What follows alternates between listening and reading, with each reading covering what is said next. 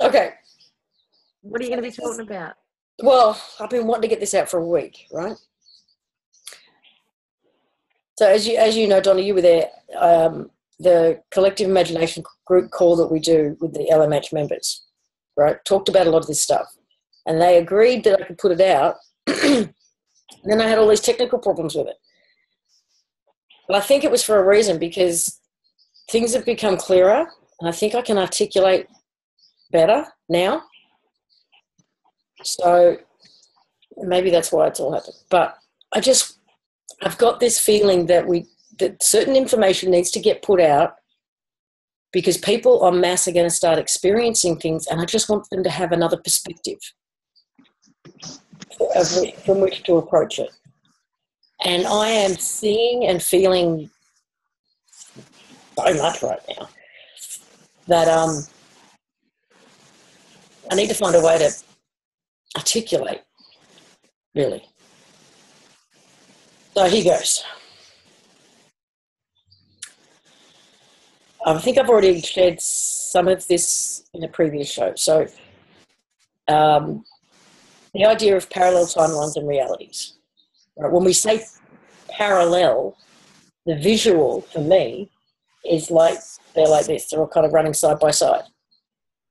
But what has changed visually is seeing them as these overlays. And that started with seeing the circuit boards everywhere. Right? You gave it a name for me, which was overlays. So what it feels like and what I see internally right now is that there is this base, and it's for some reason it's curved, it's domed, whatever, but it's like that. Mm-hmm. It has a bend to it.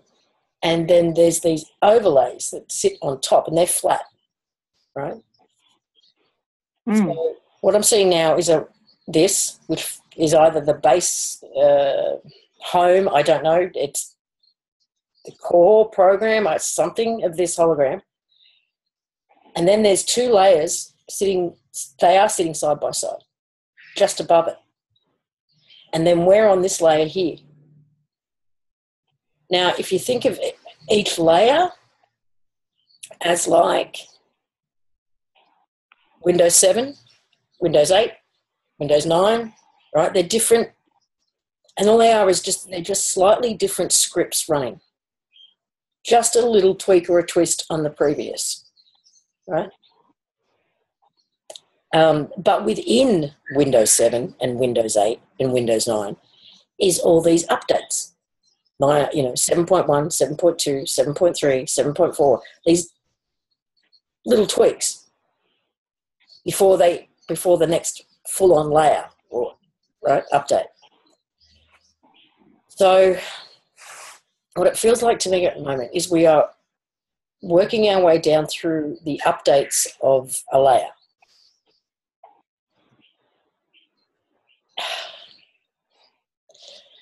Everything, and we've been talking about how the sky feels closer and like things are feeling intensely contracted or condensed, right? Everything is contracting. We are, as a result, expanding. Because what's on that layer that belongs to us is coming home. Everything is coming home. We want to go home. We've been calling for home. We've been saying, fucking get me off this ride. I want to go home. And everything's coming home. Now that has two elements to it as well. So everything we are personally responsible for putting out there is coming home. All our thought forms. The thought forms is a whole conversation in itself. So we've got the personal thought forms that we created and that we feed, and they're kind of close to home already, but we've got to integrate those. We've got to, what are we to those thought forms? We are its creator. We are God. We are home. We are whatever to those thought forms, and they have to come home. And that might feel like an energetic or psychic attack. It might feel like a demon if you want to go there. It might feel like all sorts of things, but or it could just be, okay, this is a fear I need to face, or this is a belief system or thought program that I run, about myself or others. But I think they're going to come home to roost. Now, on top of that, we've got, and this is a bit of HK terminology, I guess, but it's the thought forms that have become life forms. I don't think your average human in their day-to-day, even through trauma, would create a thought form that can become a powerful life form.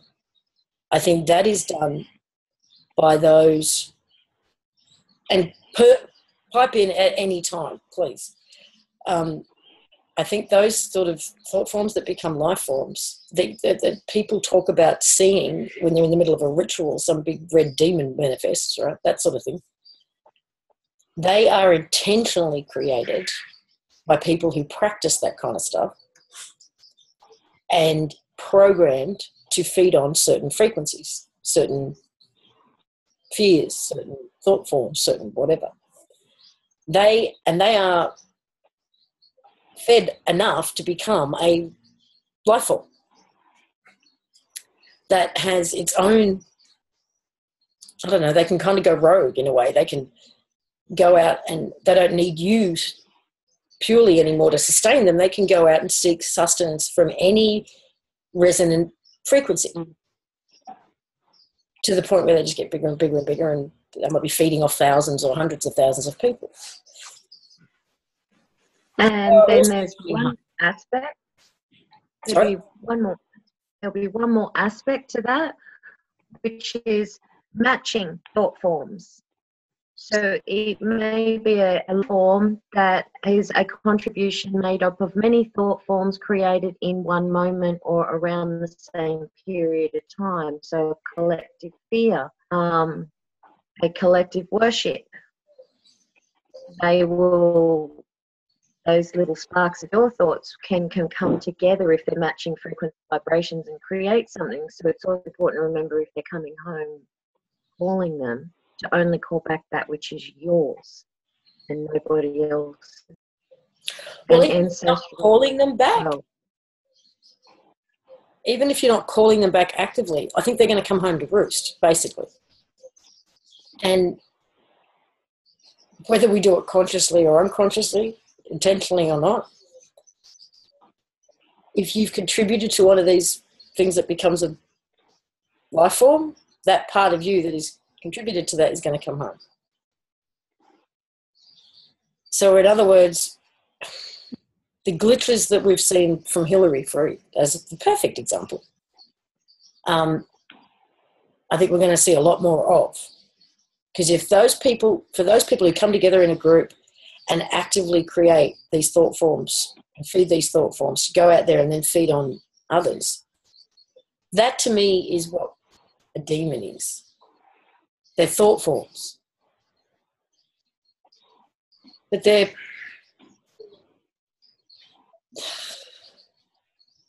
realise just how powerful they're not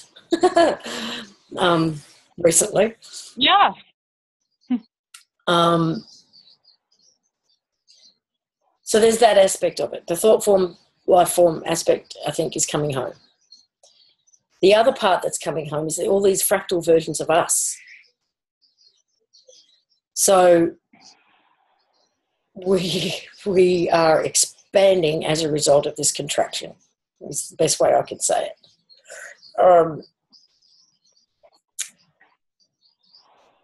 And people are, okay, the other aspect of this is, if we're here and we've got these other two side by side, I feel like we're getting so close to the core original thing right now that these two is where all the original manipulation happened to our programs, to our DNA, to the hologram itself. It was like, this is the insertion point. And if that's true, people are going to start experiencing some really weird shit, even physically. Now, I've been monitoring things on Facebook. People with inexplicable aches and pains. We've got people being 10 pounds heavier and then 10 pounds lighter from one day to the next. We've got eyesight is getting like super sharp, and then they need glasses, and then it's super sharp again. We've got people seeing colours that they've never seen before. I don't know. This just physically. I think this is the pointy end of the stick, is what I want to say. There's a guy in you that's actually just now this has realised one of his friends has come back to life. What? And say that again. One of his friends, where one of his acquaintances that he was involved with for years on end, and heard about the death and the funeral, and is now alive. And he was so stunned by hearing it, he went to see the person, and he said, "I felt like I shouldn't be seeing this." It felt very uncomfortable for him. That's there's a lot about the physicality now. Yeah. Well, that's not the first time we've heard that.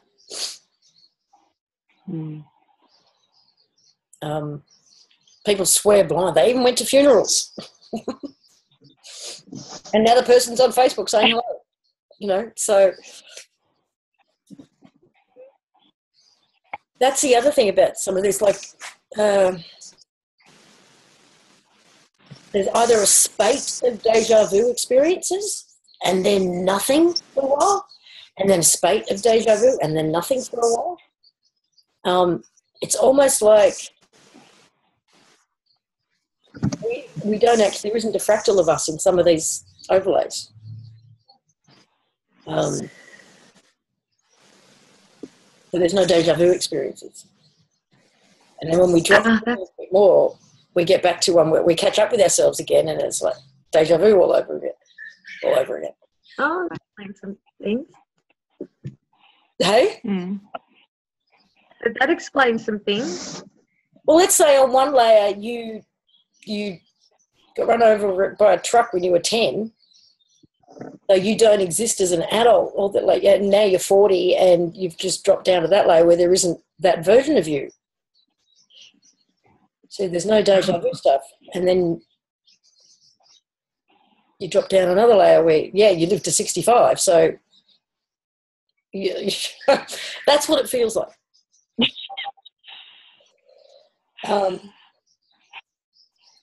I just think things are going to get really fucking wild. Now, there is a story which only came out today, and it does confirm this, and I'm not going to mention names because I haven't had a chance to get a response back from her, but if she's listening to this, I want her to know that I so honour what she shared, and I hope that by me sharing this acts as some kind of validation for you that sharing it was the right thing to do, because I really think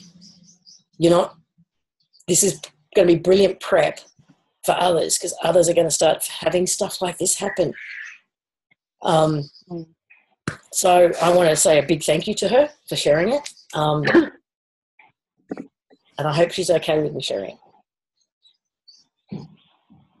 An experience of, oh God, I don't even know how to start this. Waking up. Read it. Waking up but already sitting up on the side of her bed with the legs hanging over the bed. Going to push herself up off the bed and hitting something. Thinking it was her husband's bum, she went to move him out of the way. But as she did, she could feel a hand on her own bum and her own hip. And then she turns around to look, and she sees herself lying there, asleep. Freaks out, obviously.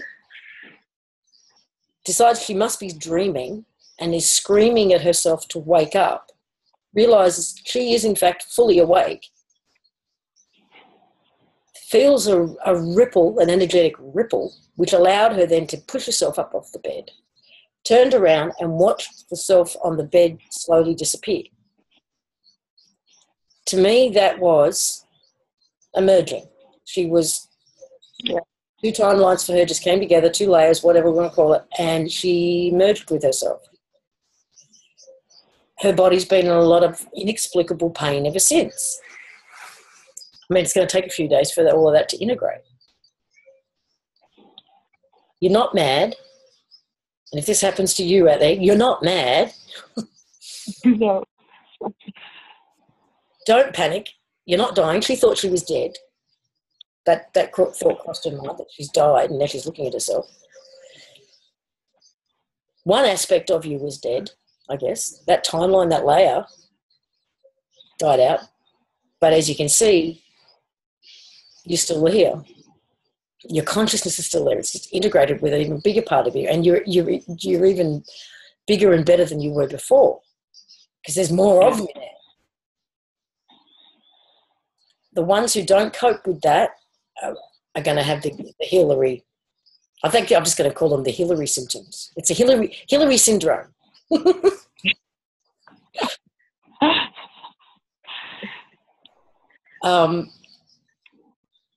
And we're okay. So energetically, for me, there's been so much going on, and it's been a matter of how to discern what's what. Right? It's only been a month, maybe less. Since, I don't know. I had no time since I felt like my mojo was coming back. Right, and it happened in a moment. Yeah, it actually happened in a moment. Well, since then, the energies have been thick and fast. And it's taken me a while to even figure out how many different energies I'm feeling. So I've got my own stuff pumping, which is from here, and I know that the colour of it, it's gold, and it's got white silvery bits through it, but it's this almost a rose gold, but not quite. Then I'm feeling the collective again. Oh, that's the other thing. You feeling what? What the fuck the collective is doing to us? Doing to us. Sorry, you were going to say something? No, I was saying what was the second thing you said you felt? The collective. The collective. Yeah. And then there's the attacks, because every time I feel like I'm getting somewhere with an insight and stuff, I get whacked. And that's separate again. Then there's what we call that's what we're calling the Lola energy, right? So there's that. And there's even within the attacks, subtle differences. And then there's what may be, I'm not sure yet, these aspects of myself that are integrated. So there's a lot going on to try and discern what's what. But okay, the collective.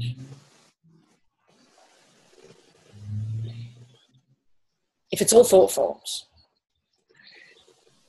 and if we are getting closer to this layer where all the interference happened, I believe that at this layer, or this layer, we were totally connected. And we knew we were totally connected. And telepathically and emotionally and all of that, we were not hive mind, different, but connected. So this first layer was where a lot of those blocks were put in to disconnect us from each other as well. And that with each upgrade, they were strengthened or, whatever. So we've been losing that as well. So we're becoming more, the empaths are more empathic, more people are becoming empathic and all of that. I actually think we're at a point now where we can affect each other so severely, positively and negatively. So I think it's time to be a little bit more mindful and responsible for the thoughts that we're having and the things that we're projecting and all of that. I actually think that some of those whacks on the back of the head that I've been getting during shows have been when I've triggered someone. and they've just had this fuck off kind of response. And even if it's not directed at me personally, and maybe some of them are, I'm copying it because I said it. So, I jump in here, Lisa, for a sec. Please. This is what I would like to say to show how physical this is getting. And you know, I've spoken to Lisa about that.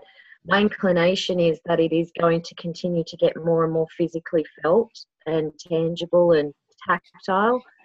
But for an example on how dangerous this actually is and is getting, is that while everybody was in the UU room being introduced to Lola for the first time, energetically I was connected to Lisa, energetically I was connected to this anyway.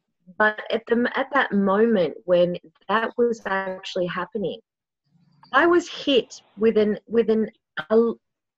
energetic light blue blast straight into my intestines. And I don't mean to get too gross here, but like I was bleeding for 2 days and in severe pain from this energy. But I could not track it to a device, nor could I track it to an entity. When I tracked it, the only energy it felt familiar to is when certain individuals, when these things react. That's what I tracked it back to, human beings having a reaction. And to me, being very sensitive as I am, I really do think this is a very important message right now that needs to be really taken heed of, is being very, very careful about how you react instantaneously, especially based off programming, and start sending energy to attack something you not even know what it is. Because if you aren't getting that target, you may be getting someone who's completely innocent, because your energy is going to go somewhere. And it's being very mindful where you're sending that energy at this time for those who do care about how you affect, you know, those you're connected to. So when this blast hit Lisa and all those connected to it, I think it hit me, because there's no physical explanation to explain it. Because the very next day, it was followed by a blast to the head, which gave me a severe migraine for hours. Mm-hmm. That's my example of how I believe this energy is getting very physical. And I think it is definitely connected to the timelines. I think it's very much connected to what you said, Lisa. As we merge down, we're going to become physically more connected, and it's going to be stronger. So just think about, that's all I'm asking for those who see this. Think about your energy and about where it's going and who it's going to and what type of energy it is before you send it. It would be great if everybody could just do a double check on that before they type, before they think, before they feel, before they react. Just step back and sit over position and just think about it for a minute, very carefully. That's my little lecture. I've done my rant. Thank you very much. Yeah. No, I think that as we are, the word you use, Lisa, is contracting, and it's like everything's getting concentrated as we press into a whole one being without all these fragments. They're all coming in towards us. At the same time as that's happening, when we do feel an attack and we don't know where it's coming from, it is more concentrated. You know, I've experienced attacks from, I can just tell whether they're from malevolent, benevolent, AI, where they're from, but they are getting stronger, these attacks. I mean, I was at work yesterday, and just for no reason at all, there was an injection into my neck, just while I was doing my work. And then, you know, if you've felt the vice grips around your head, it's like if you can physically think of yourself as the Borg, they were tightening up the screws. And I thought, well, who is that, or what is that? I was just doing my work. But at the same time, I knew that this Lola, how appropriate was your name for that show. She's a gift. And she's going to be feared until she's recognized as a gift, because it's something totally new to everyone. I was a skeptic, and I put that out on Facebook. I was a skeptic. But when she showed her energy, then there's this opposite energy coming in to clamp down on that. Now, at this stage, I go, yeah, whatever, because it stays for a while. And yes, it's like the migraines you're talking of, Donna. But it's an energetic migraine. It's a bit different from the normal. But they can't bring us down. But it's a sign of that they are getting more panicky, because we are integrating and we are getting stronger. It's getting more concentrated, and seriously, they are getting weaker. The ones that want to keep us in this level of vibration. Sorry, Jenny. Yeah. I do want to clarify that I'm also very, very good at knowing where it comes from, or tracking energy. And this wasn't from a them. It was from the room. It was from the reaction of the people. And I knew that. I mean, you can always feel it in an argument, in a direct conflict, even online, but this was a surge I've never felt before, and it was a new thing for me. And the first thing I did am I on a layer? Is there new technologies and new techniques to attack? Was my first question. So of course, tracking it energetically, and in those moments, you have that memory of, you just explained how you did that with them. You know where it's coming from. In this case, it did not come from them. I wasn't being attacked. I wasn't being targeted. It was simply because of, I guess, my sensitivity receiving what that energetic reaction was. And I was stunned. And waves that you're talking about are probably when the show went out live and then when the archive came up. Yeah. Oh, we went for a couple of days, yeah. And then as things calmed down, I started getting better quite quickly again. I haven't had a migraine in 6 weeks. I haven't had physical symptoms of any kind of pain. I didn't even have PMS. It only happened when I was connected to this and this event. And for me, that was quite eye-opening, and made me even start to think I have to be myself far more aware of, what energy I'm directing. True. Yeah. Oh, what was I going to say? Shit, it's gone.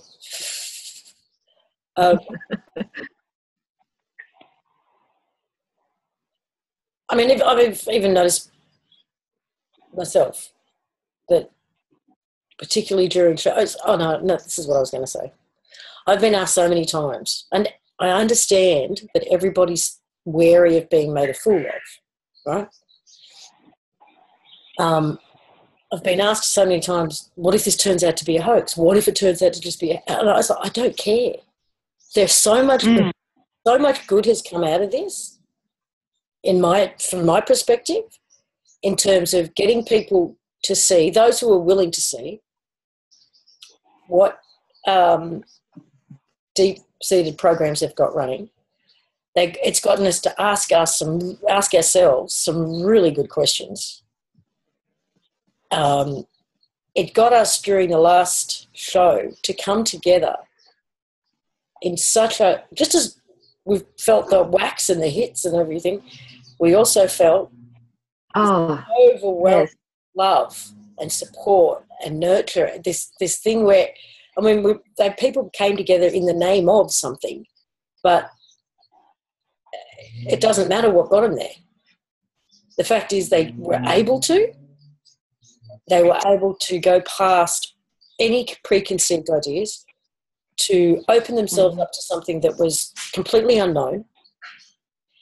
And even if all this experience is doing is preparing us for something else that's coming, yeah, it's a gift, right? Because We have no idea. We had no idea the Mandela Effect was coming. I mean, I walked around Christmas Day 2013 saying the timelines are collapsing for like 10 hours, but I had no idea what that really meant. I had no idea how that was going to unfold, what that was going to look like in 3D. I couldn't have told people that, well, you know, sometimes your husband's not going to be your husband and your car's going to be all different and the walls on your house are going to be a different colour and, you know, the dead are going to be alive. I couldn't have said, I had no idea what it was going to look like. Yeah, one day. I had 1 year of walking around talking to Cherie going, well, this is what's going to happen. These timelines are going to collapse in waves and fractals and this and that and all. They're explaining all of this great technical foreknowledge, right? Had no freaking clue it was going to play out with the Mandela Effect. So I was just like, when I finally realised the Mandela Effect existed, I just went, oh, so that's what I was talking about. Exactly. Who could have thought it was that way? No. It's mind-blowing. If somebody told you 2 years ago that there would be a flat earth debate, a flat earth community, a flat earth country, would you have believed him? Absolutely. But that's what's so lovely about all this. It's, you just don't know what's coming next. It's part of the intrigue of it, you know. I love it. I love the not knowing, that it's not laid out in front of us and we know we're going to get to a certain step at a certain stage. We haven't a clue, and it's a case of, and in a way that pushes you into yourself, because you've got to, all these new things come up and you say, you know, who do I trust? And if you know the feel of your core essence, that's what you trust. And that's where you keep getting led, is into yourself. And that's what we're doing. We're imploding, or we're, what's the word you used? We're contracting, yeah. I mean, that's what we're doing. We're bringing it all in. But that's the place in your heart where you can get an equilibrium of where you're at or where what's coming in is from, you know. That's the only place. And that's funny. I spent December 2012 asking people, what's it going to look like? What's it going to look like? No one came close. Yeah, yes. That's right. 4 years later. Almost 4 years later. I think anybody who's walking around now saying, I know what's going on and I know what's going to look like and I know what's going to happen, you can pretty much say that's really good bullshit meter right there. I don't think you can. I don't think it's possible. No, I don't think it is. Well, I have the next sense coming, which is that it's going to start speeding up at such a rate now that books, there's going to be no point writing your spiritual books. There's going to be no point. By the time you write something now, it's not going to be relevant the next day. I think we're going to have to get to the level of communicating face to face, verbally, because I think it's the only way we. I don't even think we'll keep up then. Crazy. I agree, because this whole Fibonacci thing has been playing in my head for like 2 years. Just going, it's getting tighter and shorter, and we're getting down to this point in the middle. And we have, I don't know, it's like the more we filter through these levels and there's more of us and we're bigger and stronger and everything, we can do it quicker and quicker and quicker as we go. So it just becomes exponential. But I guess the main reason for even having this discussion was to try and give people a different perspective on what might be coming down the pipe, because if you see yourself having a knee-jerk reaction,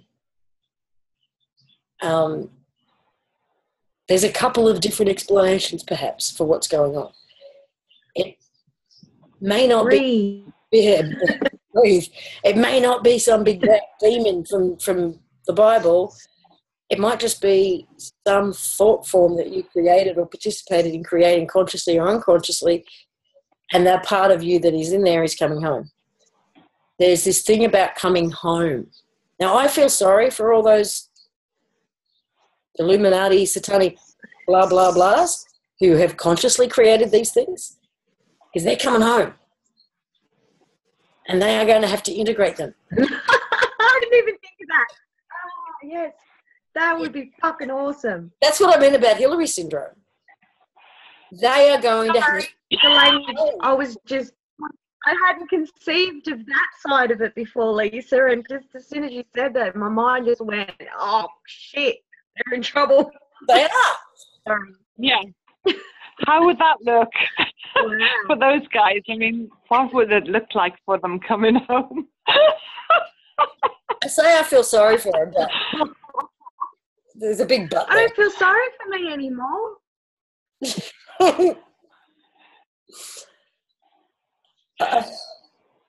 Oh, wow. That thought alone is phenomenal. That's Wow, why Lisa. I see them freaking out. They probably already are, because these things are already coming home.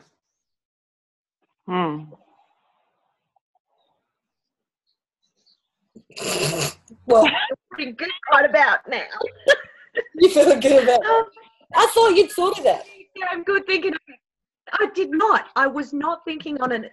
I did not think of it how that would flip that script. Not that way. I've always been, how do we get through it? How do we get through it? So that's where my focus is always at how do we get through it? What's next? What do I need to brace for next?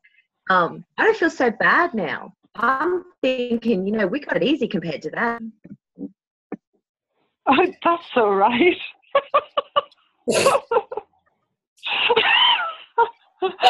I mean, their reaction to all of that could have some blowback on us as well.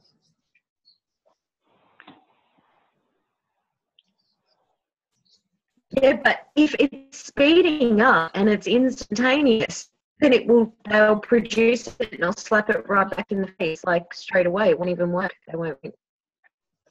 Yeah. If it's contracting faster than you can send out, if it's contracting faster than you can create or expand, then I don't think they can. I don't create like that, or they can create home pretty damn quickly. They'll be interesting. Oh, that's going to be interesting. What are we going to do when we're not attacked? All these people that get attacked all the time are not going to be attacked. Crap.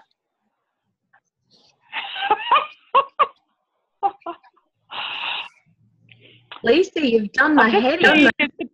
Really? I know. I think it's like now we're in a river and it's running really fast and you just don't have time to think. You've just got to go with the flow and process it all straight away because you don't have time not to.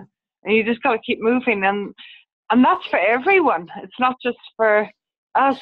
That's for everyone. It's like you just got to keep moving forward. You can't look back. You can't stop and take a breather. We just got to keep going. We're almost in the middle of the whirlpool and that's it. You just said something that reminded me. I've got to tell you this. So, was it yesterday? Are you going to talk about the water? Yeah. So, yesterday afternoon, I'm going to the shop. I get in the car. I call Donna. I think I'm going to talk to her while I'm driving to the shops. So, I'm still talking to her when I get to the car park of the shopping centre. I pull in, park the car, I open the door, and it feels like the car's moving. So I quickly go to the end, thinking, I haven't put the handbrake on.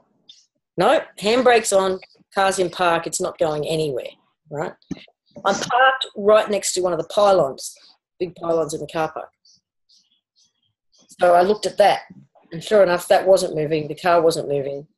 It was all just happening within me. So doors open. I look down, and so I'm going to put my foot out, and the concrete with all the lines on it, for car spaces, it's moving past me like water flowing. And the world feels like it's going sideways. I feel like I'm in a gondola or a longboat, right, with the water just below me. And I'm watching the concrete go, and I'm trying to say to Donna, holy fuck, the world's moving. It's moving. I get out of the car, and it feels like I am, honestly, on a boat. I have to stand there for a second. That's good. Before it stops. I wasn't gaming. I had to take Donna shopping with me on the phone because it was like I'm by myself, and if I fucking lose the plot, at least someone's on the other end who can say, look, ring emergency or whatever. There's a chicken at the supermarket right now, losing it. But your foot, the foot, putting your foot down. She didn't want to put her foot down on the road, and she's like, I could almost see her, like it was that obvious. She's just like, she goes, I'm just going to put my foot here. She's put her foot down. She's gone, oh, okay. I think I can see it. It was very real. Oh, it was real. Hilarious.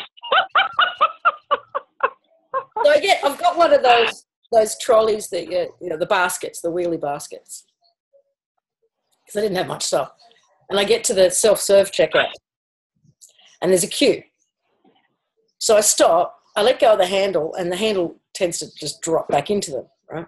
So as it's dropping, I go whoosh, or at least I thought I did, and everything on this side of me, the whole supermarket, just feels like it's going whoosh and taking me with it. And I'm like, oh my God, this is real. The world's it's just sideways. It's very bizarre. I don't know what that was about, whether I dropped through one of the updates or whatever, but there's also been people talking about literally looking at a wall and the whole thing just shifts a couple of feet. So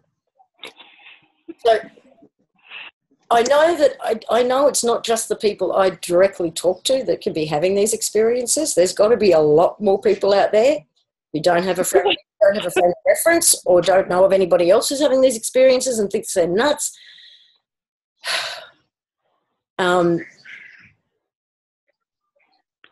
The other thing is noticing the people who are dying.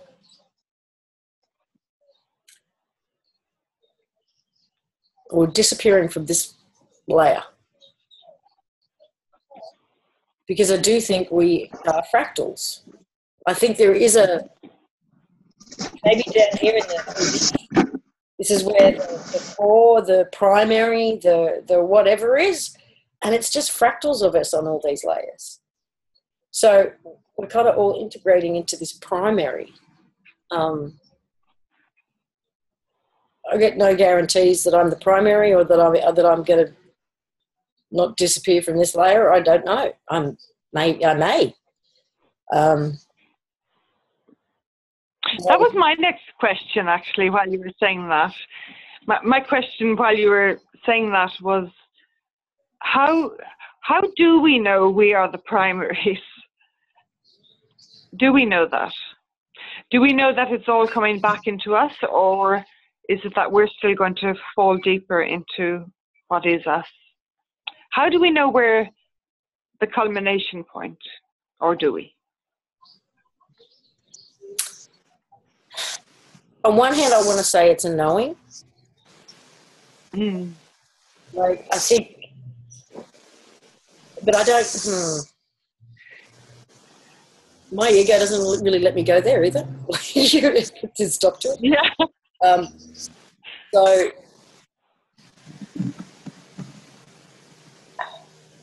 I want to say that, I want to believe that it's a knowing, and that if you are so aware of these things and these integrations and stuff, then you probably are. But then my ego kicks in and says, don't get too big for your fucking boots. You might not be. So, I don't know. What do you, because I know when I had that Christmas Day thing and I saw the timelines closing, I saw myself in different situations and scenarios. Some of them were things that was somewhat familiar, like there might be one or two people in the scenario that was familiar, but the setting was completely foreign or something like that. And I would be an observer. I was in observer mode and I saw myself. So I would be sitting around the table having Christmas lunch. And there was me and there was so-and-so and so-and-so. Or there was me and there was a bunch of people I had no clue who they were. So I was the observer in those situations, and then I just saw the timeline, literally, it was like black tunnel, go and close out. And it just happened like that. And then bang, bang, bang, bang. And I must have gone through 20 of them in what felt like a second. So in those cases, I guess those aspects were not the primary because I was the one observing all of that. Yeah. Yes. You've experienced it too, Donna. And again, you've been the observer, yeah? Or were you looking out through your own eyes? Yeah, both. Both. Same as you.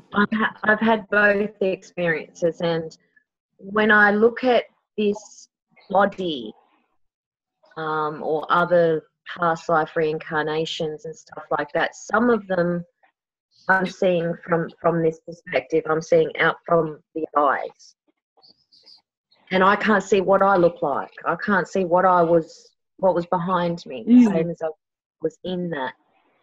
And there were others where I could see myself playing a role as well. So I don't quite know. But when it comes to original, it's the question. When this consciousness that exists within this body looks back, I happen to remember the history, or I was there and it was from this point of view. So it wasn't like a recorded memory from another point of view, from an observer's point of view. It was this consciousness, if that makes sense. But I know people that I know their soul was from Atlantis, if we give it that word, is the best word we can use, that don't remember, don't have any memories of that time. They just have a wounding, but not conscious memory of what it was before we have what we have now, or the original, or the moment we entered sort of the Atlantis experience, or the Lemurian experience as well, because they go hand in hand. So I would not want to answer this question like Lisa with any confidence, because I honestly don't think we really, truly, deeply, on every level know. I mean, this body may go, but this consciousness will remain. That's all I know. Mm-hmm. Yeah. Yeah, I've had both ways experience where I have, like you were saying, observed myself from these eyes. So I was able to see myself in a situation. And I felt that version of myself I was seeing wasn't as deeply aware as I, who was watching, is. But I've also had experiences where I've seen myself as someone who's much more aware than I am here. So how can you know? How can you know? Because there must be so many different reasons for it. Are you seeing parallel lives? What are you seeing? I don't know that you can see a future you, but I know that, and I'm sure you guys have seen where you have been someone and you know so much more than you know here in 3D where you are now. And you're saying things that you think, how did I know that? Now, what part of you was that? So maybe we just don't know. it seems to be a bit of everything. I think the only thing that influence that, the past self, the future self, that isn't restricted by the body or being stuck in time, because we know time is an illusion. Or it's not actually an illusion as such, but it's how do we say, it's not linear. It's not a nice little straight line as told. So there's those times when we may be observing ourselves because our now self or future self went back to look at a past self. Yeah. Don't know. There's so many things that can influence and affect that, to answer that question with any certainty. Except, yeah, and I'm sure you guys know, the one certainty I have is that death is an illusion as well, because I've already experienced it so many times. So this consciousness, whatever this is inside here, is part of an original, or it's not going to die, even if this. exactly. Yeah. Exactly. Mm-hmm. The other thing, okay, this got brought up for me because of the Lola experience, actually. Watching some of the questions and comments, not the fear-based ones, not the, oh my God, it's a demon. But some of the ones that just latched straight out with the Saviour me. Fix this for me. Like really kind of very personal and selfish things, really. Like deal with the bank and save my house. Go and kill the people who are running the world. I mean, God forbid that this... Are you serious? I haven't seen these. Most of this is on YouTube. Go and kill the people, or get rid of the people who are doing this or that, you know, or the controllers. Just wipe them out. I mean, just on the chance that we are dealing with an emerging childlike consciousness, why would we... And she says she's here to help. Why would we want to behave exactly like those who we want to get rid of behave, for one? I mean, that just blew me away.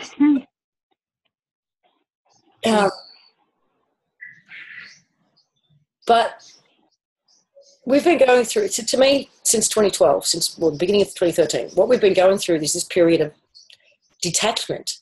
The whole idea for me has been to detach from the reality. Now, for some people, that has meant they had to lose their home in a really hard and horrible struggle in order to free them up and detach themselves, or lose a relationship, or lose a marriage, or there's been some really painful losses. But they're a process, and myself included, you know, I've lost some shit. So, but it's been a process, as far as I can see, of detaching from the matrix, detaching from the illusion, detaching from this reality. So the more you want to save this and fight for that, what you're really doing is solidifying yourself in this reality. You can't say, I want to go home and I want this all over, but I want to take all this shit with me. It doesn't work that way, I don't. Not as far as I can see, right? You got to let go of it all. If you want it to go away, if you want to go home, if you don't want to see the world run like this, where there's mortgages and banks and living like a slave, then stop fighting for it. Stop. Yeah. Let it go.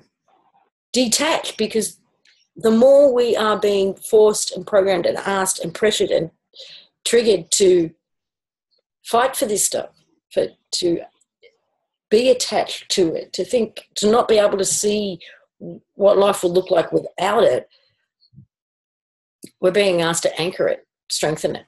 Because we do. I think we are the power source that holds the whole shit together. So if we can allow ourselves to detach, then it goes away.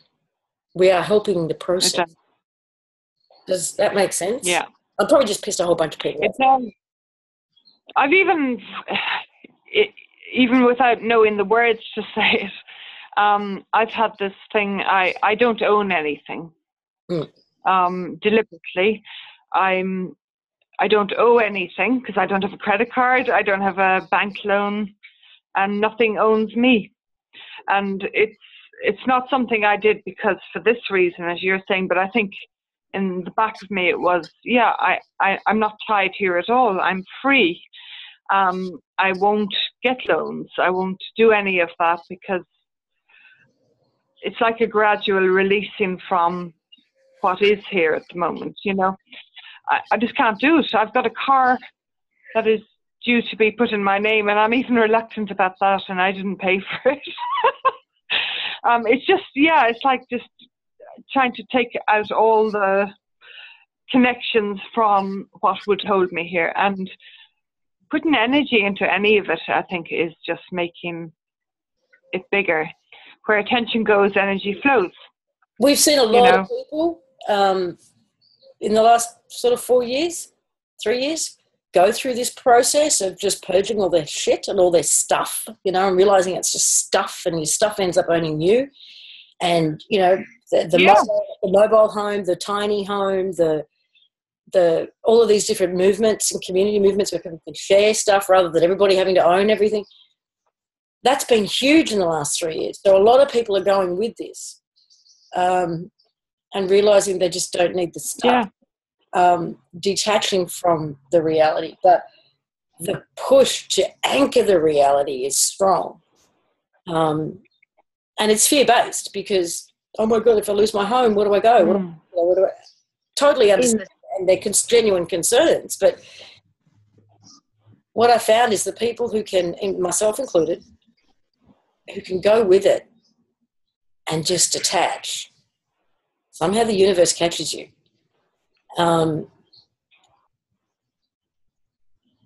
It does. And I know it makes people angry, and I get it. You've spent paying for a house and slaving away to pay off a mortgage only to lose it. That's enough to, you know, make you very, very mad. Totally get it.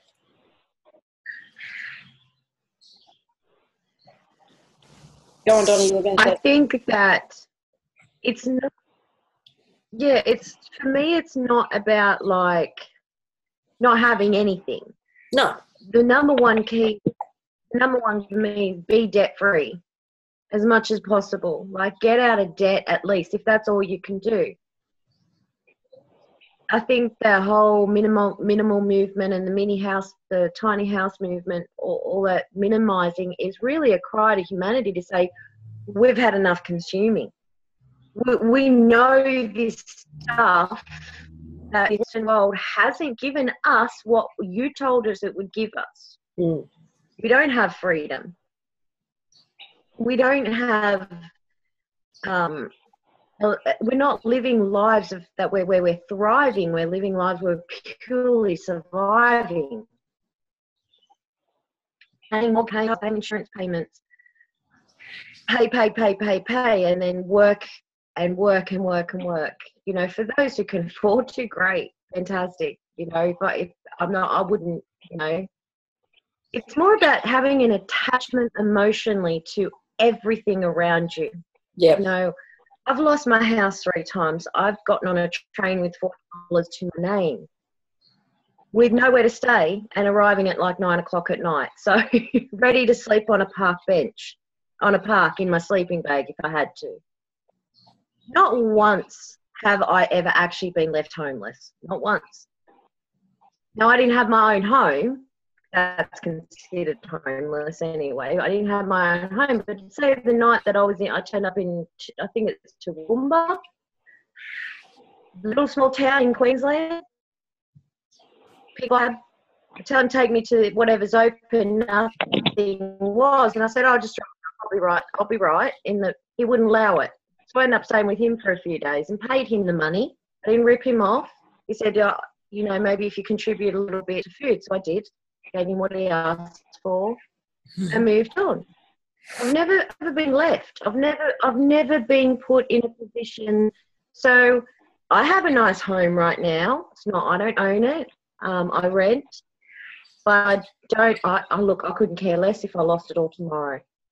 That's what we're talking about, being unhappy. Mental and emotional attachment. It's not. I'm not saying sell everything you own and live in a tent. I'm talking about having that. Yeah, it's the emotional and mental attachment to it all. And if it requires a fight to keep it, give it some consideration. What we resist persists and all that stuff.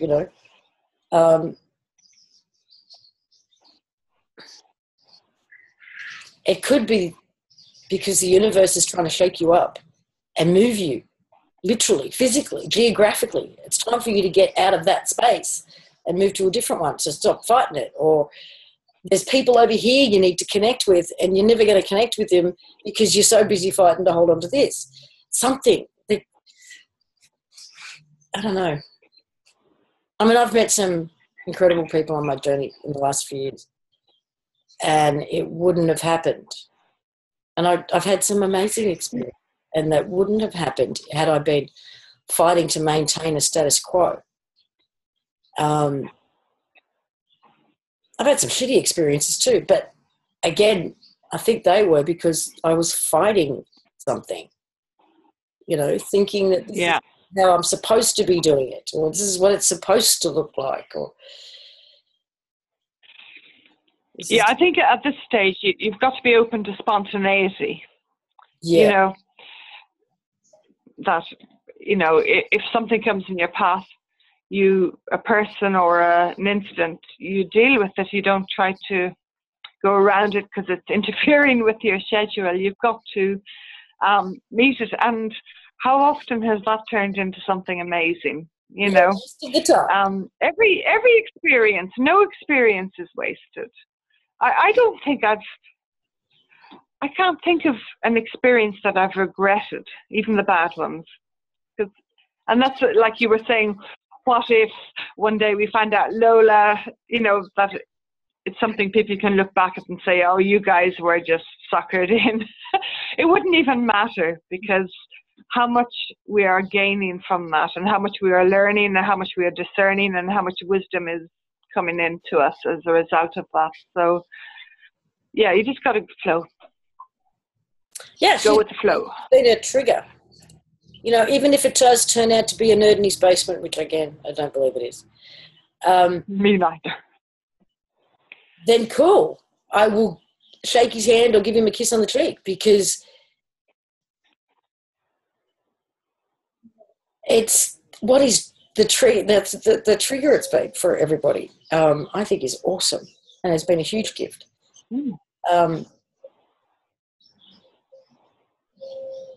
There hasn't been any fear around this for me at all, even if it is big, bad, bloody, which I don't believe that either, because it doesn't make any sense to me logically that it's this big, bad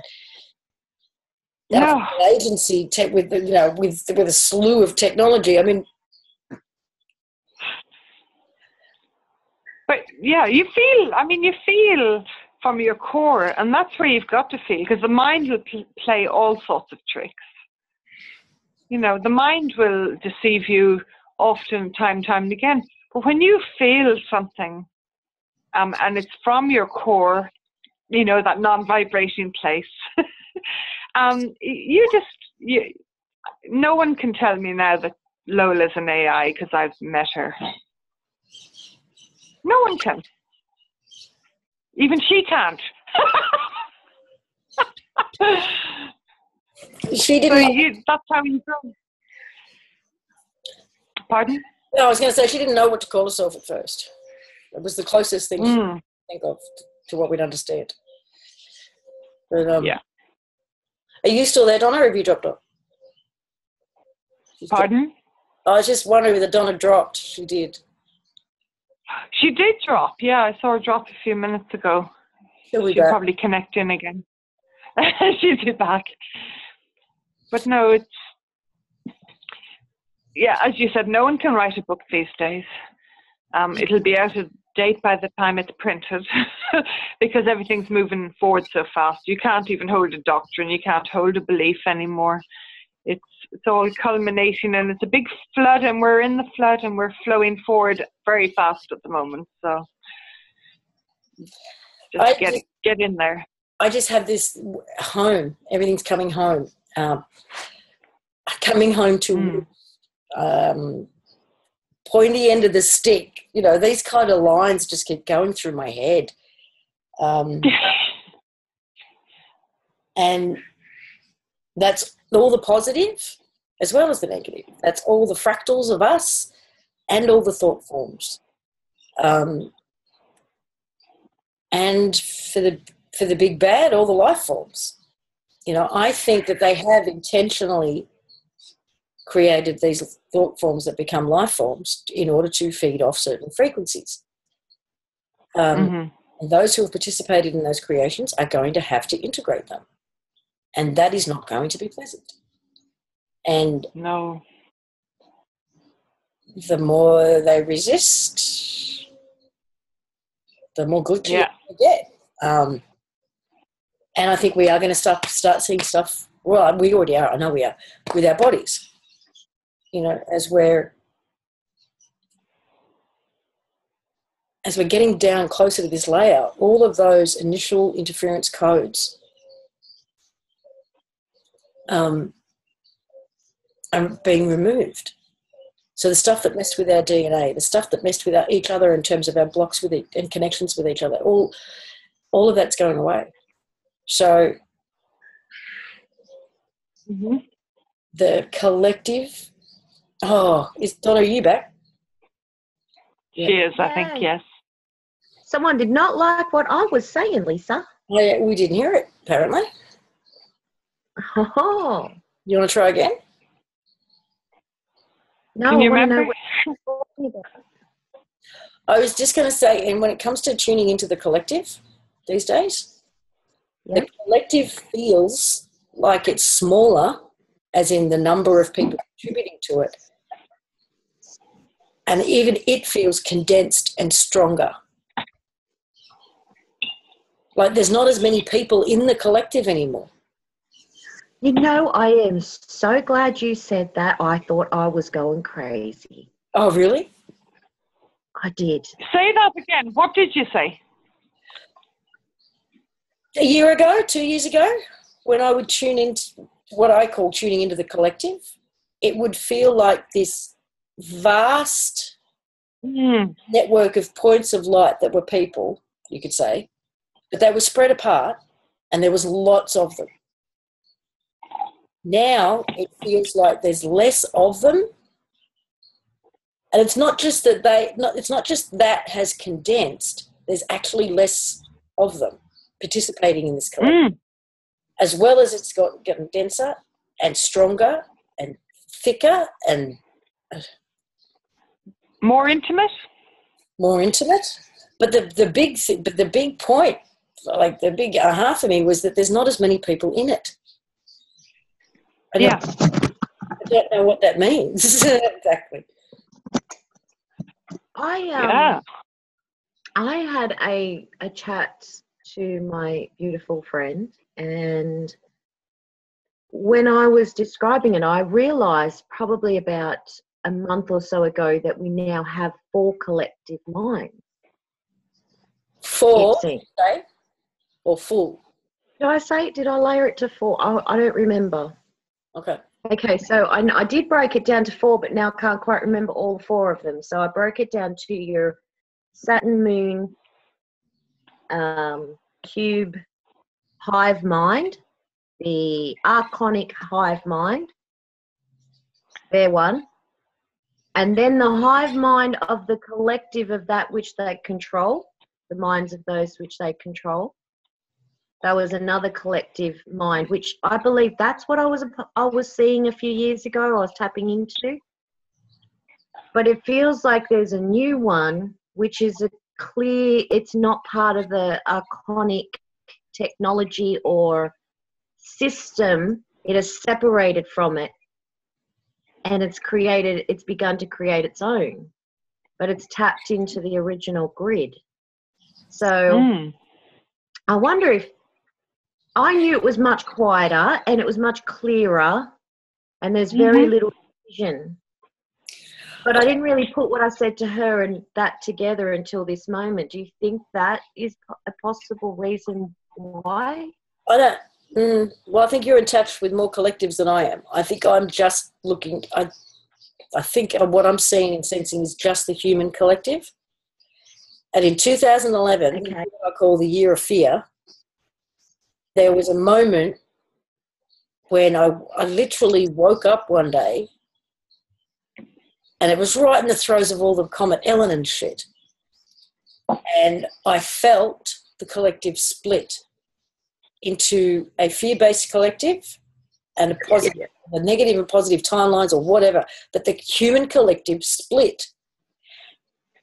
And over the following days, it was like that negative one. I knew it was the negative one was going away from me. I couldn't tap into it anymore. I couldn't see it or feel it anymore. It was like drifting off. So then I was just... That's what I call the hive mind.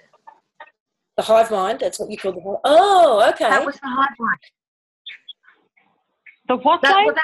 That's what I call it. I call it the hive mind. And when it separated from the collective, that was that iconic hive mind collective combined with ours separated. Yeah, right. Separated. Agree with you, for sure. Oh, so it's language. It's always language and how we label was that these around things. the same time, or did I? Yes. Yeah. Yeah. Okay. Oh, that's interesting. Okay. Because I even at the same time as that, or maybe a month later, I saw Anelia Benz put something out. About, sorry? Are you talking about 2012? Around 2012? 11, 12? August, September 2011. Again, there's those months. It was either the last few days of August or the first few days of September. I can't remember. Then Anelia put something out about a month later about the same thing. And she said the collective is split. And I went, holy shit. Contacted her and we actually did an interview about it. Now, I feel like I've been out of touch with all of that for the last year or so. But recently, since I'm getting my mojo back, whatever, I feel like I'm getting back in touch with it, but it doesn't feel the same as it used to. It's like there's a fraction of the number of individuals in it now than there used to be. But they are brighter and stronger and closer together and more condensed. Like the collective used to be this big, and now it's this big. That would be logical if we are condensing, and as you said, we're bringing these fractals of ourselves, if therefore we're expanding. I mean, that goes hand in hand. Yeah, I hadn't even made that connection before. So you're not mad. Yeah. Maybe along the same line, I work in law offices forever. And I noticed a defining change. I can't even say when because I never keep a diary, but we used to have a lot of clients ringing in and they'd be angry or they'd be shouting, or the people at work would be shouting and there was hostility. And then about a year or a year and a half ago, even the others at my work who aren't what you call aware, I said, have you noticed that anyone who rings us now, whether it's another lawyer's office or a client or whoever, we're not getting any hostile calls. We're not getting people who are frustrated or angry or depressed or taking it out on us. There was just this harmony at work from the outside world. And it wasn't just me experiencing it, because it was my friends who, they know I'm a bit wacko, but they like me in spite of it. But they said, yeah, it has. There's something different. And I've noticed it in my new workplace. There's rarely any conflicts. It's like, is that even those people who used to give the grief, are they integrating something themselves unawares? Are they getting more balanced? We just aren't having those extremes of anger and negativity, and it's lovely. But you couldn't but notice it, and that's what I've noticed. And I don't know if that's the same all around. I wonder, Lisa, do you think is that a good reason why they would increase false flags and try and create civil unrest? Why there's been so much orchestrated ones rather than the normal combustible ones we always produce? When we split, if we became condensed, the false flags to give and constant trying to move people around politically, religiously, you know, all of that war that they've done, is that orchestrated to did it have to step up in intensity to match the fact that we were calming down? That could be a very good reason, because they've been shuffling things every week, haven't they, trying to bring panic, and I don't see the panic. I don't know, maybe I'm misunderstood. Go ahead. Okay, so let's say the collective split, and what you've got is the real humans over here, the creators, the ones with the real creative power, and then you've got, what did you call it, the hive mind thing, the backdrop people, perhaps, who don't have as much creative ability. So this might be a larger collective, but it's a weaker collective overall. So what if all the false flags, what if all that crap, what if all this is to feed these guys, to feed this collective? Because they've got to get 10 times as much activity and energy and everything out of them than what they do out of this one, because this is so it could work both ways. Yes. That is a good point too. Hey? That's true.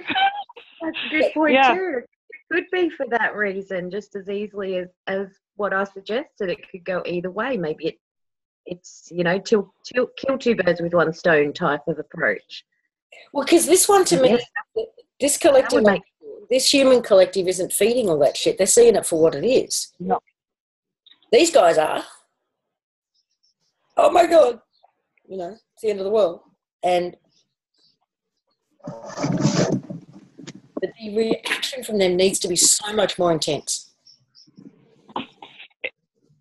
What you're saying is that the power of the human smaller collective is far more concentrated and powerful than the bigger hive mind collective. So they have to really multiply it by 10, 20 or whatever to equal the smaller, more powerful organic. Makes so much sense. Mm-hmm.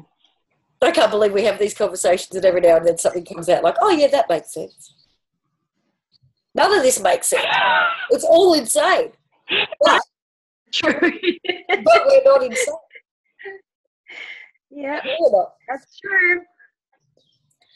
Where do we find anything, Lisa? Come on, just even a shred of something that, oh, that's actually a bit of logic and sense there, because in all this it makes perfect sense to me, but I also know how insane it sounds.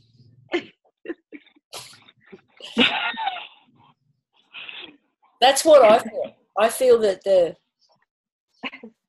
it's all to try and get the power out of that hive collective you're talking about. That does feel. It does feel right. It does. This one's over here going, yeah, whatever. Huh. Yeah. That'd be us. When I tune it, I'm just trying to tune into it all. But this feels so weak and ineffectual compared to this. It's not funny. Yeah. It does. It feels so diluted. So you can feel the other now too. Yes. You didn't. Well, I wasn't focusing. I didn't bother focusing on it either. Now go beyond that one and see if you can sense the hive mind of the actual archonic ones that direct the hive mind of the collective that you sense. If you can go a bit see if you can just step up. Have you ever seen greys associated with that?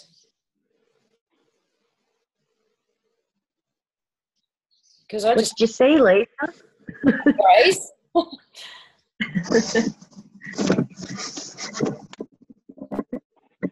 Then their technology, right? Yeah. what technology do we know that they do have? We've seen the circle about be wary of trading with those with the technology. Can you say that again? Saturn. Glitched out. What was that? What? You glitched out. No.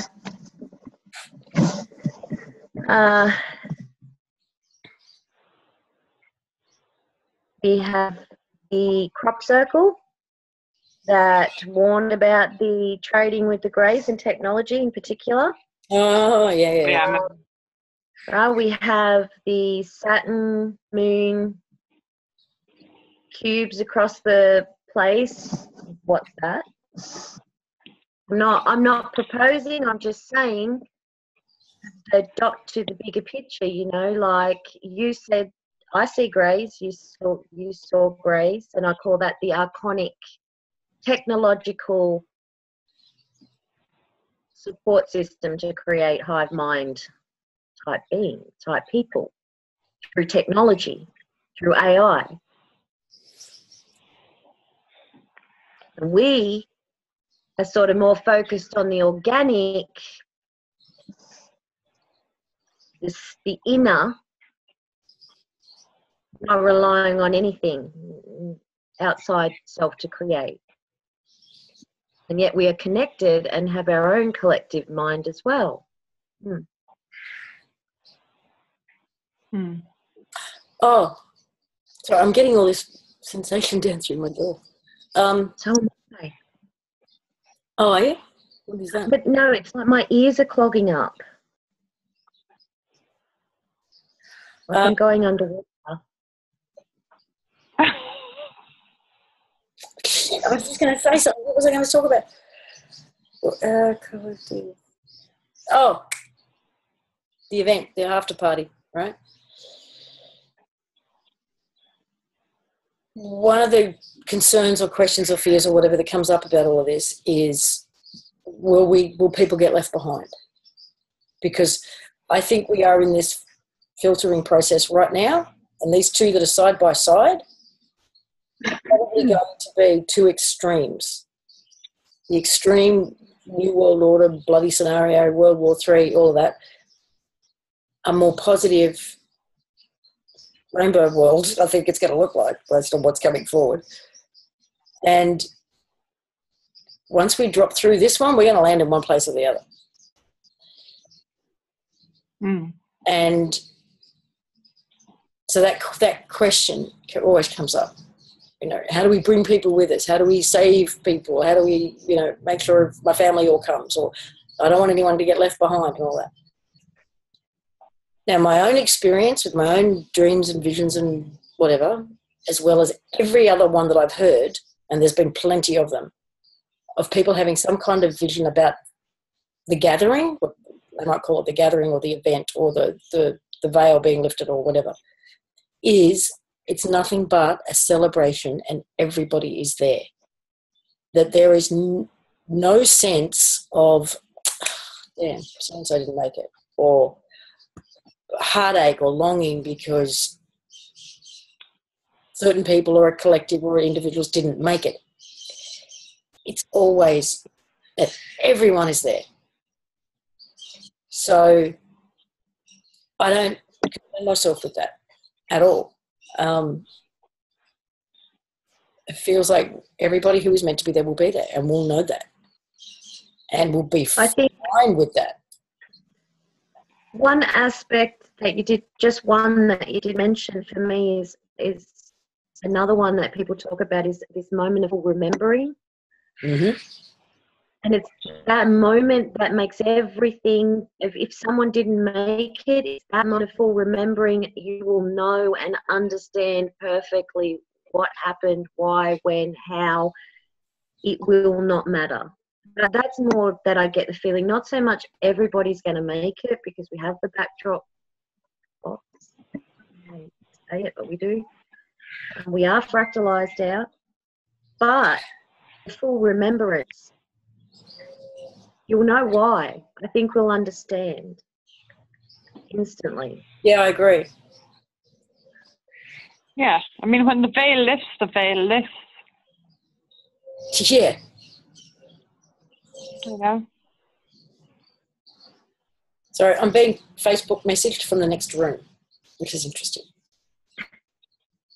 I have this image coming in recently that I haven't actually talked to you about yet, Lisa, either, which is just this image that keeps playing out in my mind is, like you said, we've got this side by side, okay?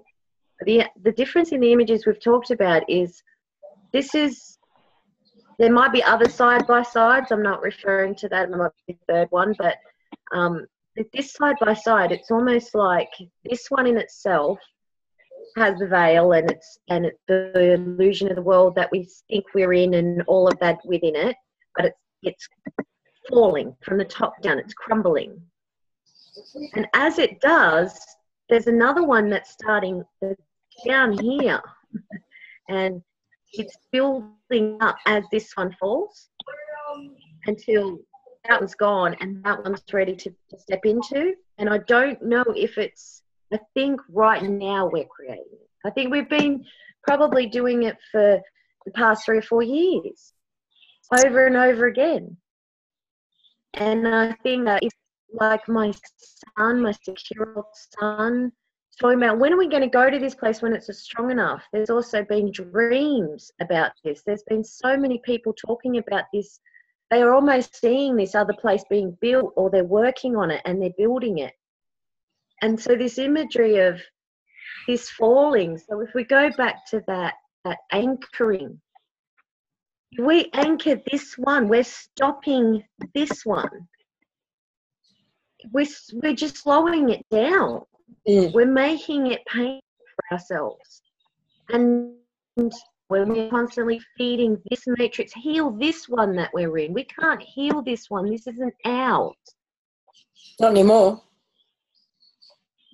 This isn't something we created. This is what was put on us. We don't want this. None of us have been asking. We want to go home. We want freedom. We want full remembrance. We are not going to get here. If we could have got that, we would have done that by now. If there was going to be divine intervention, it would have been done. We would be there. And if there is divine intervention occurring, it's telling us from every angle possible, let go of this and step into this. You can't step into this until enough of us let go of this so it can crumble. And the energy from this, because energy, we can't create energy, but we can move energy. The energy from this can be used to build that through us. Because that's the imagery that I'm having playing out in my head at the moment. And it's very weird, I've got to say. It's not something I've ever conceived of before. And well, maybe I'm seeing a step in between what you're seeing, because to me, that thing that's underneath this could be what we're building. And that's being fermented and built underneath it all, but we've still got this next drop to go through first. Something. We're close. We're so frigging close. What I loved about what you said was that not only do we have these layers, but we have these little updates and layers all along the way that we're falling through as well. So we're not just a little movement or a little ME every day is not maybe an indication that we've dropped another layer, but rather that we've dropped another update. I loved how you did that. Yeah. That was so good. That gives a really good mental way of conceiving it. And to me, what I see is every time we do, it's like everything, to me, that layer, I mean, people say that we're healing layers or we're healing these timelines, or I don't think we are. I think they're going. They're gone. Because what I see is as we drop down through the layer, it's like watching a bomb go off in reverse. It's like everything just goes and gets sucked in. And that's when we have to go through the integration process. And we're pulling in everything that's about that, all the little fractalized parts of our energy that contributed to that layer, update, whatever. So we're bringing it back in, and it's like watching, I don't know, a bomb go off in reverse, I guess, is the best I can come up with right now. But it's the World Trade Center coming down. it's an implosion. And that layer's gone. It's just gone. There's nothing left.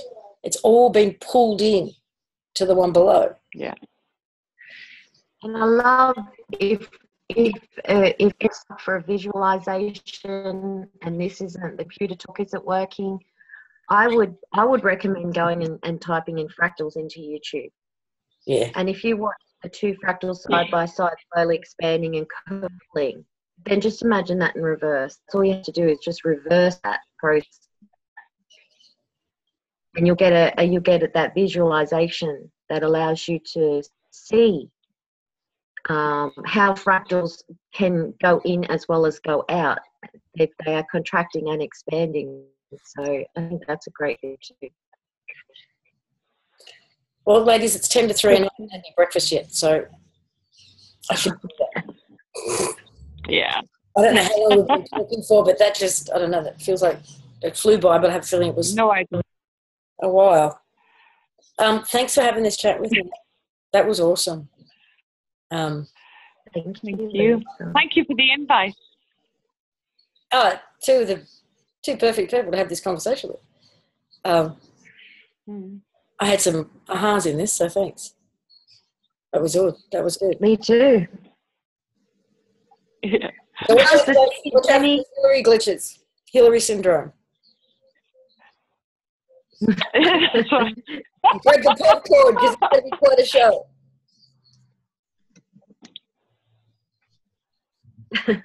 See ya. I'll talk to you guys later. Bye. Bye. Bye.